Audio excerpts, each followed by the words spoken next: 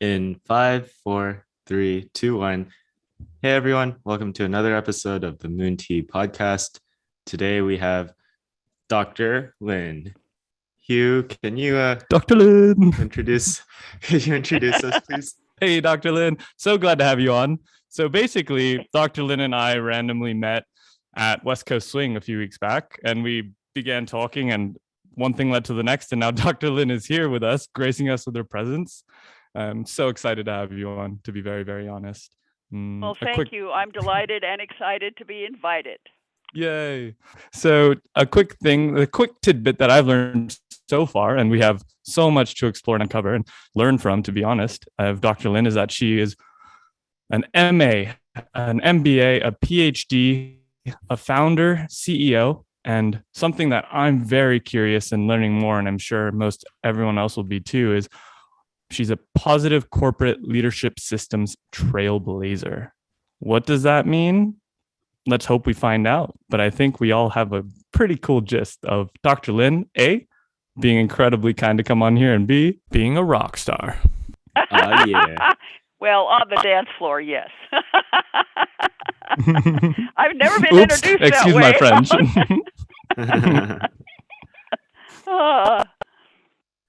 Well, where would you like to start? Well, I think something that John and I like to usually ask you after our intros is, do you have anything else you'd like to add on a bit to maybe add in, or not? We can keep going from there too.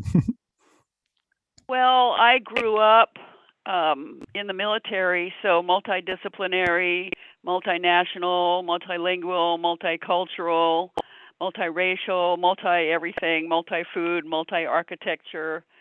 It was very interesting, and my parents had a positive view of it, so we never felt that I never heard my parents complain about having to move all the time or anything like that. Of course, they pack up for you.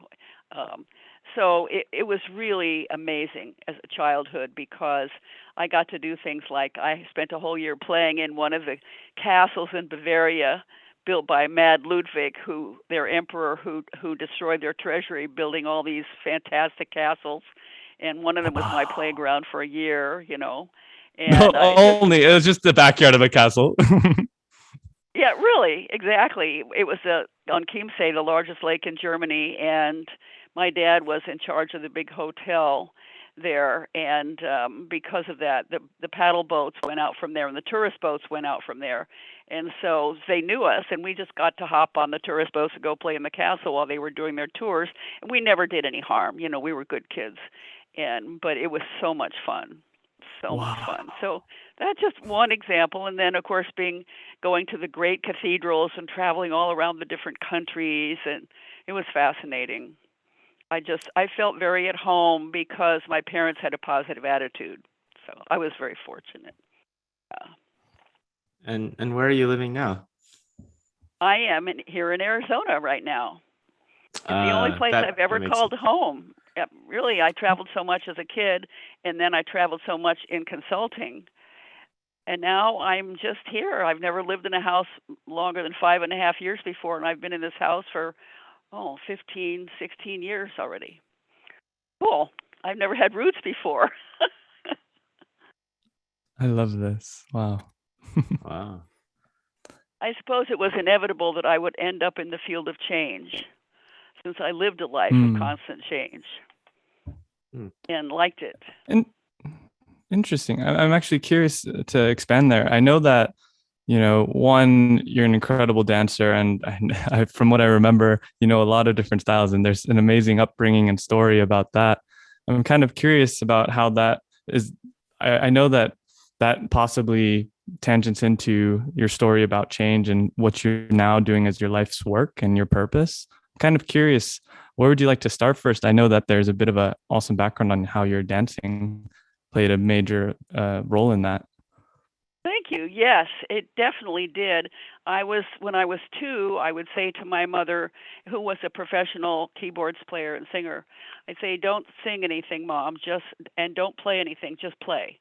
And so I would dance and dance and dance and dance and dance, and I'd say thank you, Mama. Then I'd go back out and play. So that was when I was 2. When I was 3, she knew she is the 6th generation of musicians before me. So needless to say, music is in our DNA, and she knew immediately I had to dance. So when I was 3, she put me in ballet, and that was in New York. And then I grew up on ballet, tap, jazz, contemporary lyrical. And then by the time I was in middle school, we were doing East Coast and cha-cha. And then when I was in graduate school, jazz and musical comedy dance got me through my doctorate, which was a very difficult process, which I'll come to a little bit later. But I grew up, and then when I graduated with my PhD, I competed in hustle when I was a kid back in the day in the Boston, New York area. New York hustle, it was a big deal back then. The music is still No the way. most fun music. Really? Absolutely. I had a partner. We were both tall and blonde, and we had black outfits with shiny tops, and the lights would hit our hair, and yeah, we did well. It was This is fun. And the incredible. guys from New York would come up on the weekends and dance with us, and I would bend over completely backward in a U-turn, and I had upside down lifts, and it was so much fun. Really, they wouldn't let me go home. I was out till 3 in the morning dancing, and I don't drink, so there wasn't no drinking, no drugs, nothing like that. It was super healthy. So it was just a blast. I had so much fun. To this day, I love hustle, and my hustle is still good. I'm telling you. So all of that creativity, I think, and then Mother, of course, my dad was gone a lot, of course, but Mother was not only musical, but very creative and very intuitive. And so that put a stamp on me early on. So by the time I got into my 4th degree, all of those degrees that I got were intuitively guided because I'm a 4th generation intuitive on her side of the family. And that was normal for us. There was no workshops or tapes or anything back then. And her family didn't have any money. They were just very practical. They would use it to save trips on gas, save money on gas, fewer trips to the store. And, they were telepathic with each other. I was telepathic with my mother. And when you have that kind of love connection and you're intuitive and spiritual and creative and musical, that's kind of normal behavior for us.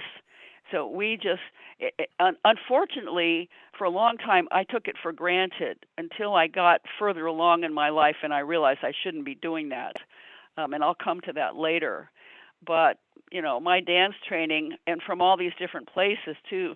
So you add all these layers together. New York, I had training in New York and L.A. and Heidelberg and I mean wherever we were, I danced or I sang or I played the piano. I was in a singing girls group. We played country clubs and everything when I was in high school. The places where you could go if you were underage, And so that was really fun as well. So by the time I got into my 4th degree after my 2 degrees in economics and MBA from the University of Chicago, very tough school but very, very wonderful. And then I had a master's in psych. So I was getting my PhD in leadership and organizational change. And one of the requirements for this degree is you have to be trained as a group facilitator. And in order to do that, it's a months-long program. And we were required to go through one of those programs. And I went through 3 of those programs, of course, being me. So I was really solidly trained. But in the 3rd one, I kept getting this pain in my solar plexus, a physical pain. Now, I had already gotten into holistic health and super healthy living a few years before, so I knew I wasn't ill. And so I asked my intuition, which is my normal everyday companion, from my family history. I said, what is wrong with this picture and what do you want me to do about it? And I got a clear paragraph, as I always did. What's wrong with this picture is that everybody's focused on what's wrong with each other, and real leadership and change begins with focusing on what's right with each other. And I am telling you, I was so shaken in such a good way. Every cell in my body was filled with light and said, yes, that's it. I get it. I get it. And I was so taken by this. I didn't grow up being appreciated verbally all the time, and nobody in my generation did. The whole personal growth, interpersonal awareness way of living didn't happen until the next generations. And so what happened in these groups was that everybody was giving each other negative feedback, and there was no positive feedback. And so I got this intuition about positive feedback being the core of everything, appreciation of your strengths. And I had a 2-day-a-week, this was my rent and food money, consulting job at a local company while I was getting my doctorate. And I was teaching at the university, and I had a private practice. I had to work my way through school, so I had a lot going on. And I decided, of course, being a behavioral science type, that not only it's great to have intuition, and you also need data verification. Okay, so I needed to try this on this consulting management team I was working with in my part-time consulting job, which I did. I tried it, and you have to visualize this team. They were all guys, 7 or 8 men, and they were really scared. They were looking at the floor. They were hunched over to protect their solar plexus, hardly breathing. You know what fear looks like. And they were not afraid of each other, but they had been asked to do something that had never been done before in the world, much less their country, their industry, or their company, and they had no guidance from senior executives on how to do it. Classic. Talk about scary. It's super scary, huh? Really? So I gave the team leader one piece of highly skilled feedback, and we did have excellent training on feedback in the doctoral program, even though it was all on how to give negative feedback to do the least possible harm, which looking back now was ridiculous, but I'll come to that more later. But there was no training on positive feedback, but I had enough skills to figure it out.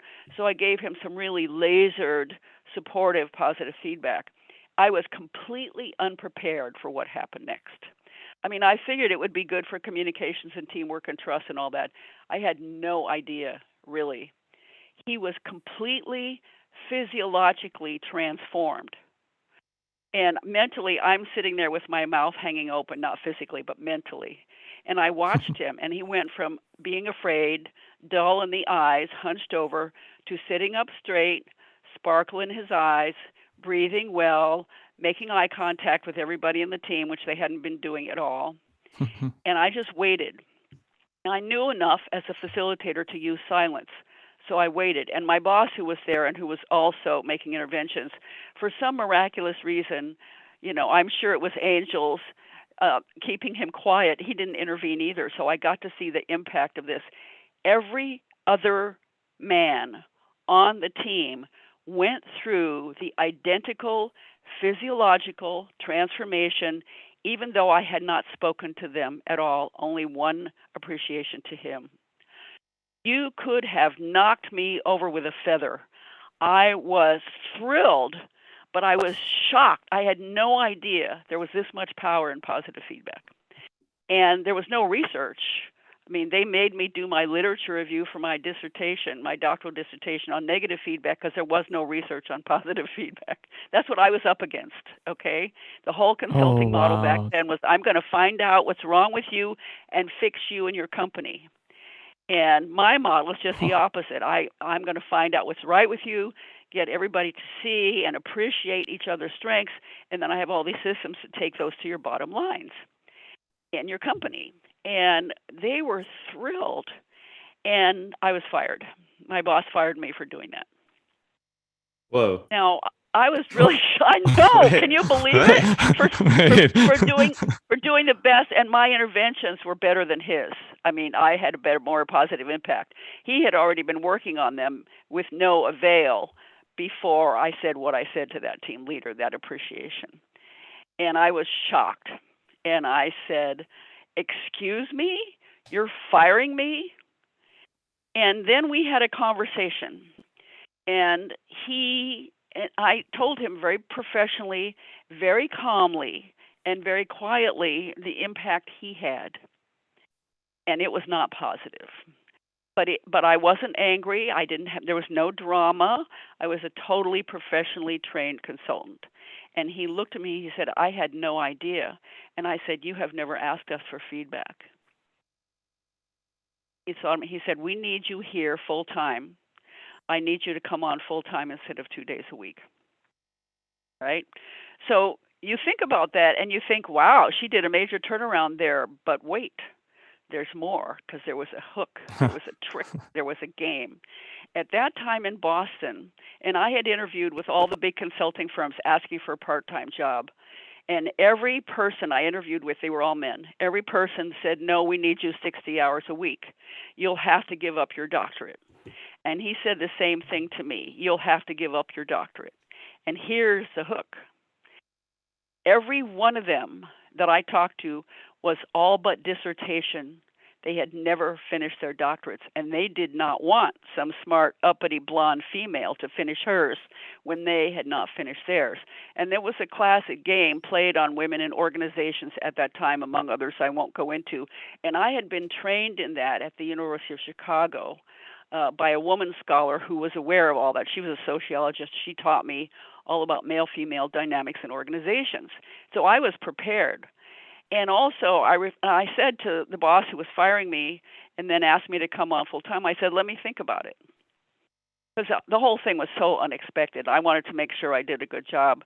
And I thought about it. And I went back a couple days later and I said, I'm resigning.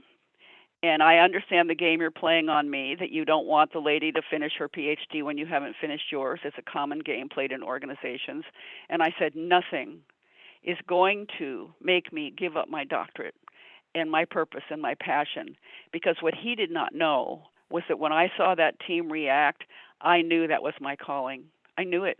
I knew that work had been given to me to do uniquely, and it was mine to do. It was my responsibility on the planet to do it. And I made an immediate commitment to say yes to that. When I saw the team leader and that whole team physiologically transformed, I went, holy moly, this is huge. You know, I mean, and little did I know. I mean, even though I had that awareness at that time, it was a fraction, a tiny fraction of the impact I would be able to have later. And so I turned him down, and the graduate students were horrified. You gave up your rent and food money job, have you lost your mind? I said, look, I have staff and line management experience and an MBA from the University of Chicago.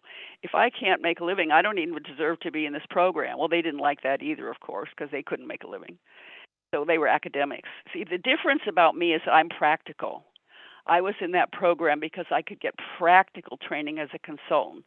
I knew it was not my purpose to be an ivory tower type, but a real change agent. And I had to fight for that, because when you're a good student, when you're a top student, they want to make you over into their own image. They want to clone you. Well, I am not the type to be cloned. I am my own person. And so I gave up that job, and within a very short period of time, the powers that be were wonderful to me, and I had my first, are you sitting down, get ready for this, my first New York City Fortune 50 corporate client. Wow, snaps there. Because I did the right thing, and his values were, his ego was more important than the client, and my values are the client is more important. The client is what you can do for the client is the most important thing. And we had such a culture gap, such a values gap. I couldn't work for somebody like that. That's a kind of selfishness. That's just not who I am. That's not what I stand for in the world. And so I had a wonderful time working with these people out of New York, and we learned so much together. It was so exciting. So, when you do the right thing and you stand for your calling and your purpose, if it's given to you, and of course I trusted that whole intuitive spiritual flow. That's how I was raised. So it wasn't scary for me. It wasn't like, oh, do I dare trust this? Or fortunately, if you're raised to be intuitive and it's okay in your family, then you don't have to go through that racking self-doubt that other people go through. And from then on, I was just so grateful. And doing the dissertation was very tough because I really didn't know how to design it for a field in which there was no previous research. And I was like building the ship as I sail, right? Building the cars I drove. And none of my faculty could really help me. And for a long time, I thought it was because I was a woman in a man's field, and they were discriminating against me. But I also realized, and that was true, but I also realized later, and my one brilliant, loving mentor, who is a future visionary like I am, said to me, he said, you realize you're 20 years ahead of all the rest of us. And I did not realize that. I thought they were just being sexist or not able to catch on, and because they were academics. And so I had to kind of backtrack on that a little, but it turned out this positive practical approach just works great. And even though I had a hard time getting my dissertation done, again, powers that be were wonderful, and they sent me this guy from Columbia University in New York who immediately understood why positive feedback was so important, because he was with his wife. He was working on a book on the nature of competence, how you become competent at something, and he understood that you couldn't do that without positive feedback. And so he was my savior. He got me through my dissertation. He literally held my hand all the way through my dissertation. He put me in his wife's office in his house. They had a big, beautiful old Victorian home with lots of rooms in it. And so he and I would sit on this sofa with one golden retriever on each end and us in the middle, a tan sofa, right? You picture the colors, right? And he was like red hair and freckles and blue eyes, and I'm blonde with blue eyes. And it was like, it was really a picture. I wish I had pictures. I didn't think to do pictures back then, but it was quite a picture, and that's how I got my doctorate done. And I was so exhausted. You cannot imagine. I was so exhausted by the end, pushing a boulder upstream, basically. But I've been so blessed and so grateful because it's such wonderful work. I get to go in to companies and I get to look for their very best and teach them how to see their very best and how to appreciate their very best, and then how to arrange all their leadership behavior around appreciation. And it is a blast and a half. I'm so fortunate. But it's because I followed. I listened and I paid attention and I made the commitment and I followed up on it. And a lot of people don't trust their intuition and they lose out on a lot of good things because of it. But it was not easy. Let me tell you, it was a tough sell. I love millennials because they are the best. They get the positive leadership thing. They get all my positive health and wellness stuff. They like all my positive spirituality. And back then, I had no support, except for this one professor and this one mentor who had already left the university, and he was the president of another university at that time. And those two, they really kept me going, and I was very lucky. But it was 20 years. Can you believe this, Hugh? It was 20 years before studies came out to support mine. It's quite incredible, to be very honest. I mean, there's something that these days I've been trying to learn more and more about on the daily, to be honest. Just, I know this is not a place to overshare or something, but just this past Monday at work, I cried for 3 hours on a call with my 3 designers that I manage, and I was struggling a lot, and they were there to help me through things. It's just an interesting thing overall, what positive workplaces and positive feedback means, and also positive and healthy management styles are. And when one sees, coming from a half Asian background and understanding what intergenerational trauma is all about, and passing down taboos where they taboo therapeutic practices and such, I think there's also similar parallels in the corporate workforce and scaling startups too, that sadly to me are really painful to see. And sometimes I do wonder what the line is of trying to affect positive change, or even not knowing what I'm really understanding. And okay, there's a whole conversation there, of course. So wrapping that up, it's just amazing to hear everything that you've been doing. And it's this positive feedback world. We've only touched the surface, I'm sure. And yeah, it's really, really before I give incredible. you some specific examples, I'd like to respond to your points, because I think you're raising some very important points. The fact that they would spend that time with you on the phone helping you, that would have never happened back when I was doing my doctorate. The manager as coach movement didn't come along till years later. So you're very fortunate to be in the generation you are, to have that kind of help. And I totally agree with you about intergenerational trauma.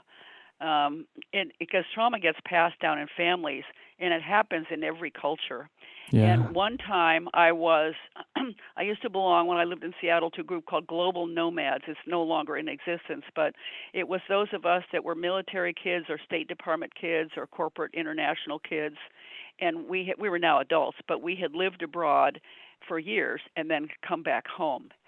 And, so there's all kind of reentry trauma and so forth. And one night in Seattle, they showed a film of a Japanese man who was being extremely strict with his teenage daughter. I'm very authoritarian and not nice. And the wife was trying to smooth things, but of course in that model she didn't have much power.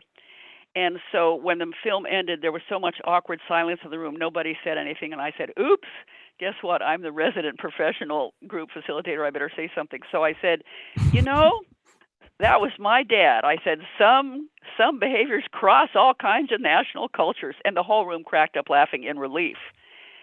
But that intergenerational trauma is really important to work out. One of my blessings was the mentors that I had. Even though they weren't up on my positive change work, they understood the importance of doing your healing work, and whatever trauma you bring forward, you have to heal and clear it out so that you can be, they told us, totally present for the client. And that resonated with me so deeply because of my values about putting the client first. And, I've done 30 years worth of personal growth and counseling and therapy and body work and holistic health work and spiritual training and it just releasing and healing. And now is the best time on the planet. There's so many healing modalities available. It's just such a rich time to do your inner work. But that was one of the best things, and I really advise everyone, whether it's a client or a colleague or a friend, do your inner healing work, because you can actually release, and this is a little bit metaphysical and energetic to get into. It has to do with the quantum field in physics, but you can actually greatly improve your family traditions going forward, your generations in your family going forward, and to some extent even backward. By doing your own healing work, you shift that intergenerational trauma. And it's very powerful to do that. I have done a lot of that in my family. And not working with my family as clients, because that never works. They don't listen as a professional because they're too close to you. But, just doing it in the energy field, in the quantum energy field, just doing your own inner work, it can shift things for the future of your family. And actually, the traditional Christians always also talk about this, which I find very interesting. They use different language for it. So whatever you're doing on that, kudos to you. It's really important. Hey, Dr. Lynne.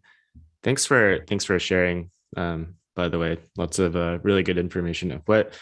What I'm kind of curious about is, number one, what kind of clients do you work with? And then number two, do you have sort of like a process behind it? And then sort of follow up is, how do you balance positive feedback versus what's the word? The need for correction.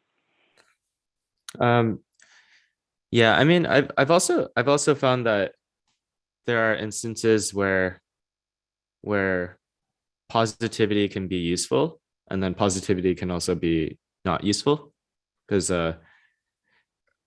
I know in my case, in certain parts of my life, there have been times where I'm sort of hopelessly optimistic, and then it's something that it kind of works against me, because I'll end up being like, it's something that's like out of my control, but I'm optimistic, and then obviously it doesn't end up happening. And so can you talk a little bit about what that process looks like, and then how you think about balancing positive feedback, and then kind of when to be a good listener, and how you break that all down? Sure, happy to answer all of those. I'll back up and take your questions in order. What kind of clients do I work with? Because my background is unusual, and I'll cover that more in a minute, I have narrowed my focus down to very small market of clients. So I'm not trying to be all things to all people. And when I say my background is unusual, I work across 6 or 7 fields of knowledge on a daily basis. And I have never met another consultant that has this scope. And 2 fields in economics, my MBA for business strategy, my master's in psych, and then my doctorate in positive leadership. And there are 4 fields in there. There are actually more fields in there, but we'll just call it 4. And then I have extensive training in holistic health education, not a medical doctor, but an educator. I've saved 4 lives doing that. That's a very important part of my work because if your cells are not right, you can't think right and you can't lead right. And then I'm also trained in spirituality and metaphysics, technical and spiritual, and how you use those principles and those energy tools, if you want to call it that, to shape your destiny in your career and your company. And that's very important. And all my clients now expect that. They expect me to have spiritual awareness and spiritual skills. When I started, of course, you didn't dare mention it. They thought you were crazy. But now all my clients expect it. Even older ones, younger ones, they all expect it. So that's a wonderful change. And then, of course, I have some skills in the personal growth arena as well. So it's a lot. And because of that, and also I confess this very seldom, but I am a science and math junkie. I just love science and math. I grew up, as I said before, loving math, and I love science. And because of the discrimination against women, which worked very well for me, actually, I could only get into the highly intellectual fields: science, technology, healthcare, engineering, energy, etc. And the manufacturing and transportation type of industries was totally closed to me as a woman. And it just worked out perfect for me because those are my people. So the kind of clients I work with now, after many years in large corporations, also in science, technology, engineering, healthcare, are those companies that are large enough to have an executive team in place, fully funded, in revenue, and they have a science and technology solution to a major national or world problem. Very high-end stuff. I have a very small boutique high-end consulting firm, and those are the people that I work with. They're trained in the scientific method. They're very smart. They're very quick. They don't mind so much that I'm a woman. There are some technology areas that are anti-woman, but I stay away from those. And they want help, and they don't have the behavioral science training and skills, and they know they need that. And my passion is to give them a sustainable, positive leadership culture where they can grow without coming apart at the seams and without all the problems like Uber and Lyft had and WeWork and all these companies. They basically have gone through falling apart and having to regroup because of leadership and people issues. And my work can prevent that. So that's the basic idea. Now, as far as processes, I use systems, and I have 10 engine and 4 wheels, rubber meets the road systems to apply strengths to your bottom lines via the vehicle of teaching your executive team how to do that. And the first system is strengths awareness, so being aware of strengths. And it was quite amazing to me, and still is, that people seldom know their strengths. And as you know, I started with the verbal appreciation, but I took for granted my ability to see their strengths, which is partly my professional training and partly my intuition. And clients would look at me funny, and they'd go, "Well, Dr. Lynne, how is it that we work together for years, but you see our strengths better than we do, and you've only been here a week?" And I went, "Oops, I forgot something." I have to back up and do the basics here. So I built my strengths awareness system to teach them how to be aware of each other's strengths. And then system number 2 is how you communicate about those strengths. And I'll come back to your unique question in a minute on that.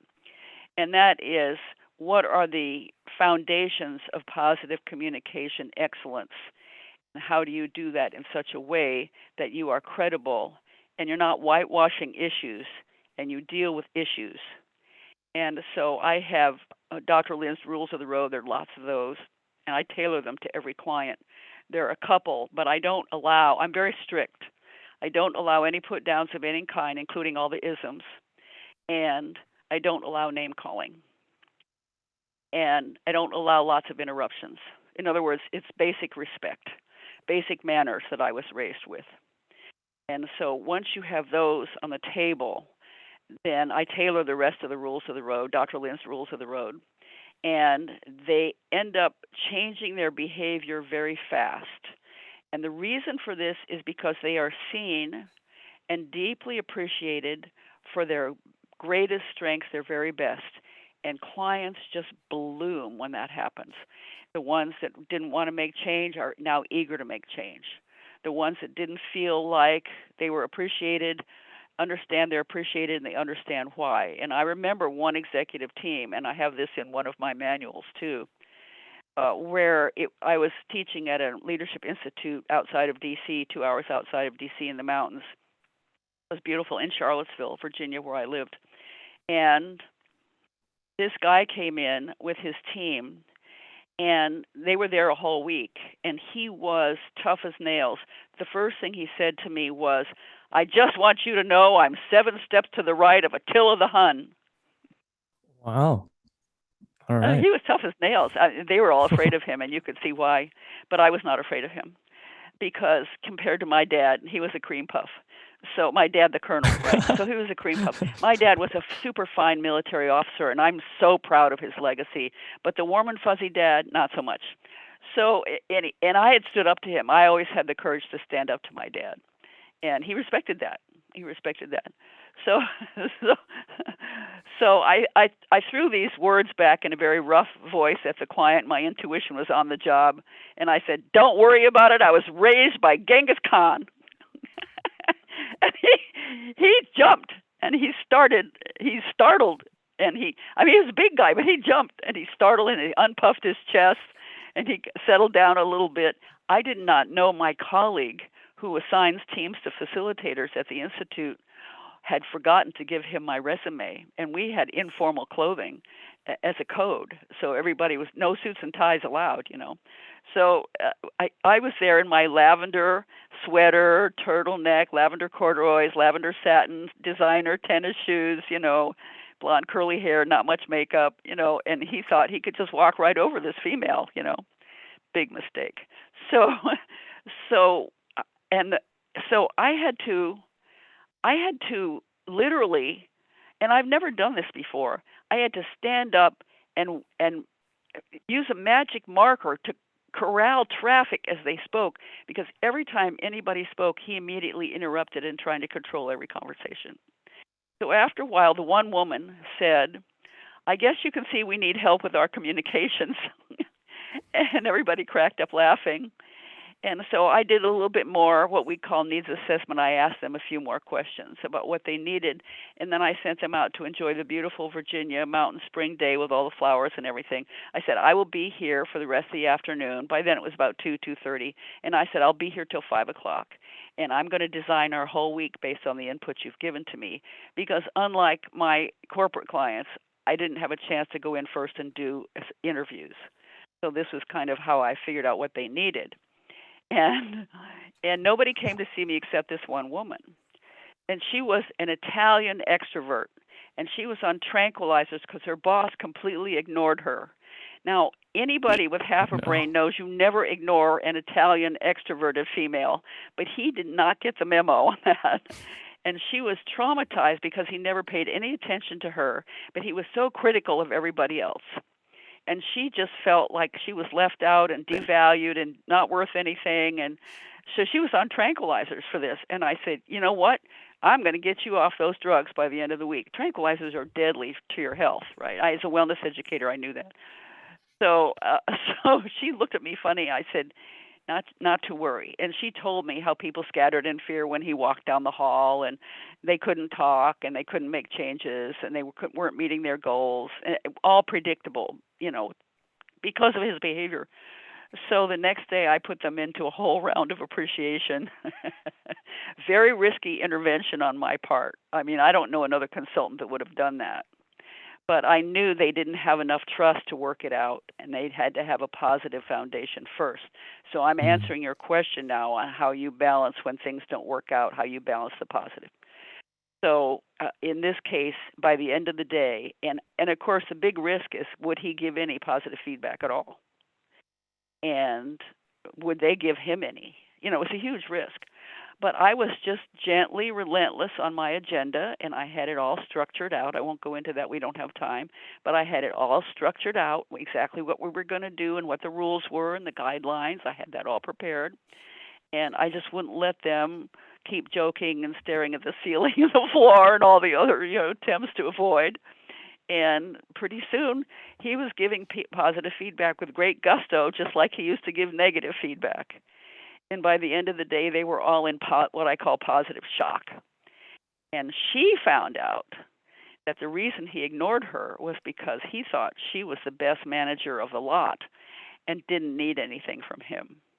And I'm like, oh my God, this is the kind of misunderstanding that causes wars, right? And they were Wow, both that's a just big dumbstruck by the misunderstanding. level of misunderstanding and the miscommunication. And Wow. he, in front of the group, said, she is the best manager. If you need management coaching, you go to her because she is the best. And she was off the tranquilizers by Thursday. Ha!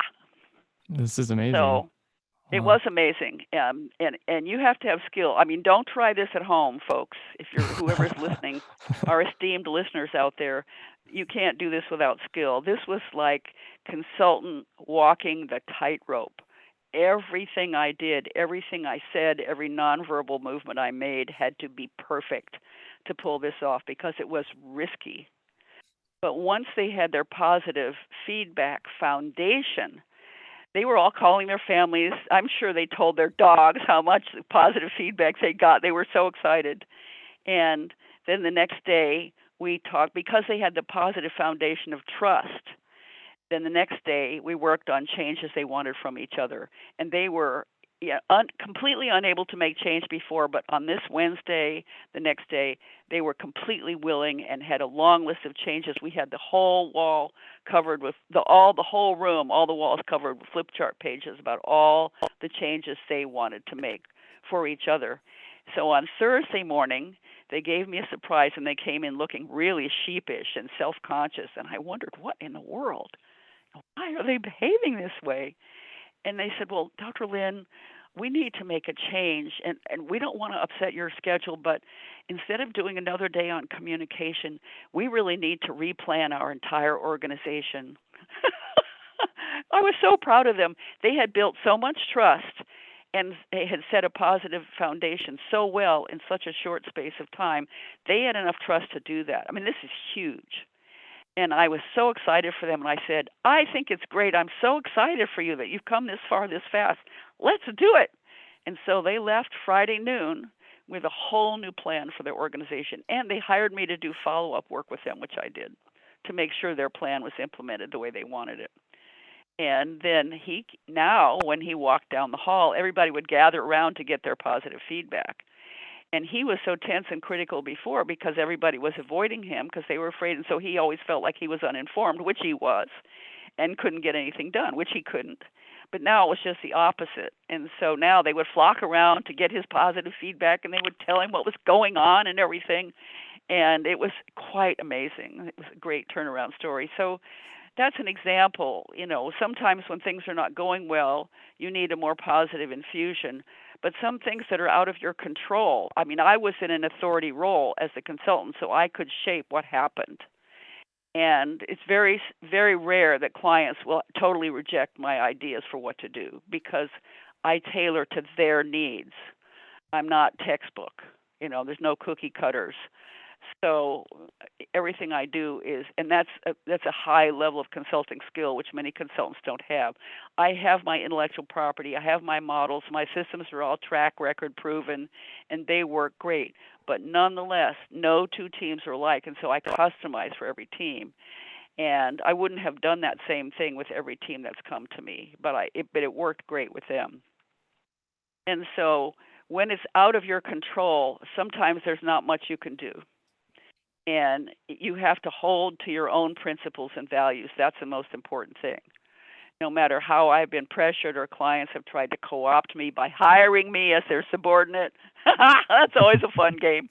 And, other games that people play on consultants using me as window dressing, or a senior executive. I was working with him and his boss and his team. He asked me to work with his secretaries because he didn't like my influence on the boss. I mean, there are all kinds of games. You stand your ground and you hold to your principles. And if you do that, your career will end up great. I won't say that everything is happy. There have been 2 or 3 clients I could not change. Well, I have to revise that. There was one I couldn't change, and he was kind of the tricky, gamey type, and playing games with people, and I really couldn't change him. But but his boss was a client, and so she exerted some leverage, but he never really went the distance. But everyone else who started out refusing ultimately turned around or came back years later. I had one circumstance where they completely rejected they had a crazy, everyone running around doing everything like Italian family leadership style, and they had been very successful getting product to market that way, but it was unsustainable. The stress level, it was just devastating. And they were medical people, and they didn't respect my holistic medical knowledge as a stress management expert. And I said, you may reject my idea for the kind of leadership you need now, which was not what they were doing. I said, but I have to tell you, I have to warn you, it's my ethical responsibility. Your bodies cannot keep this. You will end up with serious illness if you do not make a change. And they didn't listen to me. Fast forward 3 years, because I had been working with a senior VP in this corporation the whole time who was levels above them, 2 levels above them. And he said, now they're ready to work with you. I said, what happened? He said, well, the one who was a medical doctor had a heart attack, a 5-way bypass, and was out for a year and a half. And the other one has an incurable neurological disorder. And I was so upset, but there was nothing I could do. It wasn't in my control. You can't force people to do positive change work. You can't. And so, but they did. They came back, but they both had diminished capacity because of their illnesses. And it was very sad because they were super bright, super talented people. But they were stubborn and they were stuck in their mindset and they wouldn't listen to me. And I have influence, but I don't have ultimate control. And their boss and I decided together, you can't force them. It would have been a mass rebellion. And we made the right decision, but their own stubbornness cost them terribly. So there are times but I have to say that's the only time that's happened to me in my career. I've been blessed with amazingly wonderful clients. Super smart, super thoughtful, super respectful clients by and large. And so choosing who you hang out with, choosing where you put your job and your career energy, choosing who you have in your life is extremely important. I'm very picky about who I take as clients. If they're curmudgeons, they have to come and work with me in boot camp, positive prep school, before I'm willing to go in with them and their teams. Otherwise, they can do harm to their teams using my work, and I will never permit that. So if they're willing to come up, and work with me one-on-one, and it's not cheap, but it's quick. And so, 3 years of therapy is far more expensive than what I do in a few weeks. I am sorry to tell you, you won't be able to control everything. There is one thing that's really important, and I learned this painfully in my young years, early in my career, and that is be careful you're not doing what I call positive projection.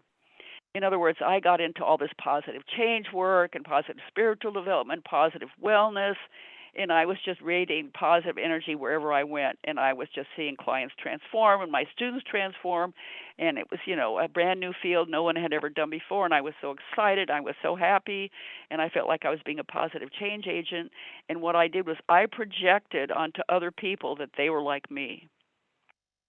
Big mistake. Big mistake. Do not do this at home, please. Can't wish for more for someone than they are willing to go for themselves. So some people are still stuck in their old negative ways, and they could be of any age. It tends to be more in the older generations, but I've seen some younger folks like that too. And be careful who you hang out with, but because you may be the one that's more positive or more growing or more mindful, more aware. Maybe you've done more of your own inner work, or you just grew up that way. And the people that you're hanging out with at work or at home or wherever are not like that. And you can be guaranteed of trouble unless they're committed to become more positive. And I learned that painfully in my personal life. And I hope I can protect you from having that experience with these words, because be very careful who you hang out with. Every day is a precious day. You will never get that one back. Do not waste it on negative people. And don't try and be their therapist, their coach, their counselor on an informal basis in your personal life, because it never works. I tried that. Big mistake. I don't do that anymore. I have very few close friends because very few people are positive enough to be close to me and hold up their end of the positive chain. You know what I'm saying? The positive blanket, the positive blankie. I love It's really that. important. You're knitting positivity throughout culture and people. Exactly. And that's my path. That may be your path, both of you, but that may not be the path that other people around you are on. So, you can honor what their path is, but you don't have to spend time with them. And by all means, don't let them make you negative. You protect your positivity with a fierce fence around it. I have to ask That's you a what question here. I have to jump in for this. What if go it's your for it. manager? What if it's upper Ooh, management? Well, wow. I have two possible solutions to that, and I'm not guaranteeing either one of them because the manager, he or she, is in the power position. So the Yeah. first thing is you can learn to use extremely high level, precise positive feedback skills that don't just make you look like you're apple polishing, but really you're adding value to the work by doing so. Mm-hmm.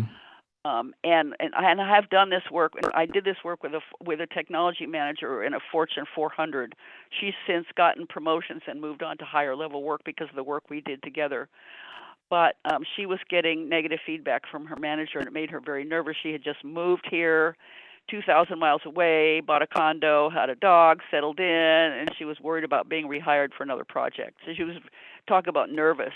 And I worked with her on her positive skills and her positive positioning skills and her role clarification skills.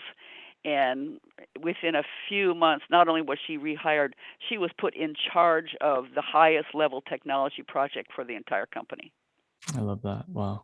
And she started out in that lower power position, but she spent the time and money to come and work with me and build those skills. Now, she had an MBA from a top school, so she was already, in learning-wise, she was already an excellent student.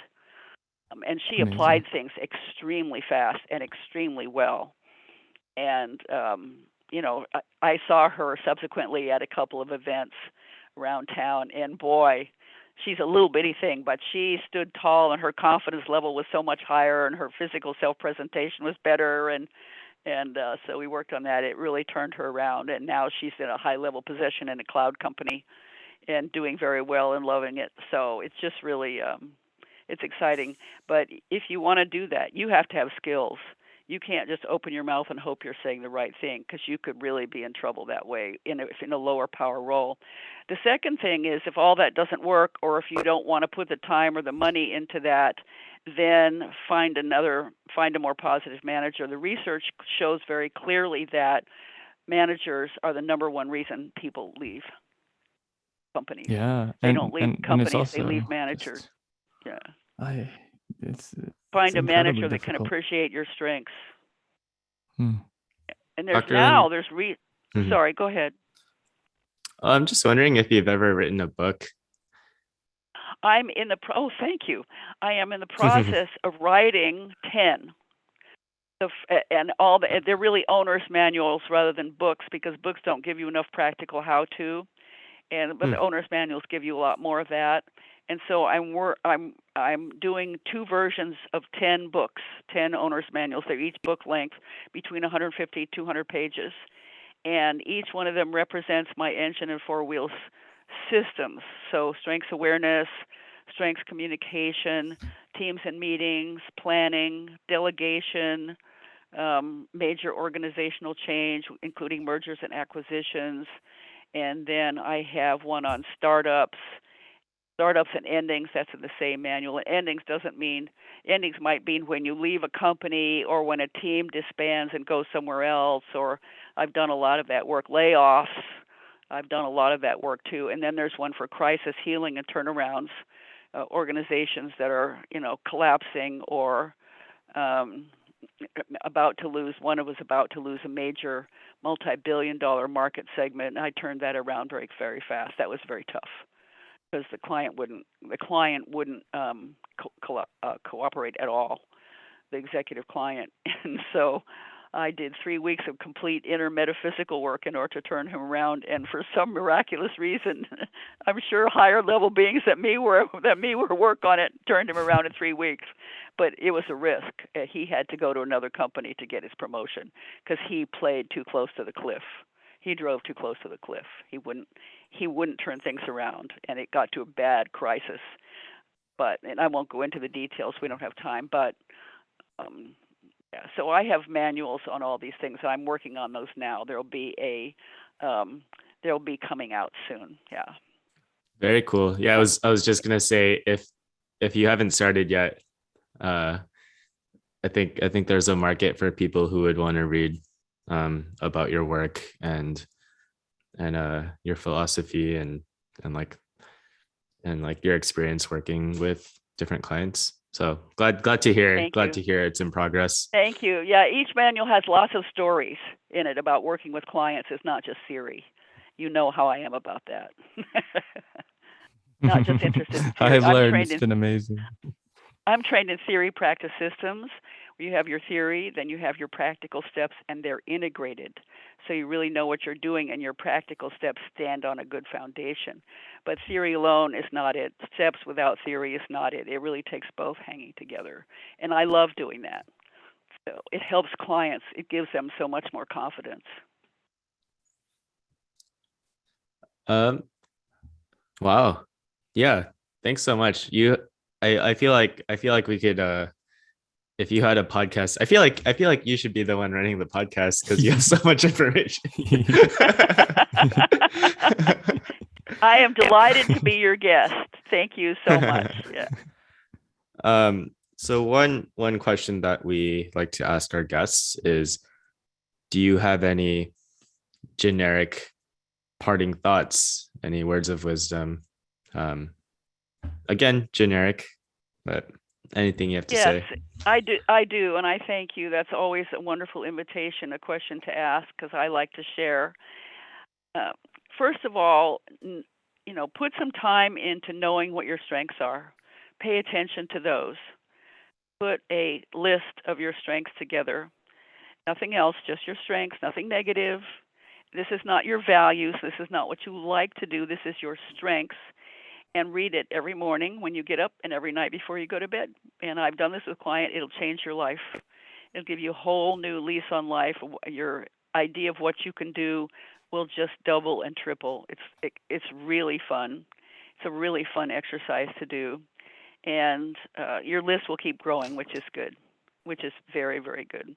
And second of all, remember to hang out with positive people. Find a positive manager. If you're not able to change this manager, you get your skills together and you still can't change the manager. There are lots of positive managers out there. You don't have to be stuck with a negative manager. And I'm always sorry to hear that negative leadership cultures are still permitted, but they are, and there's still a lot of them out there.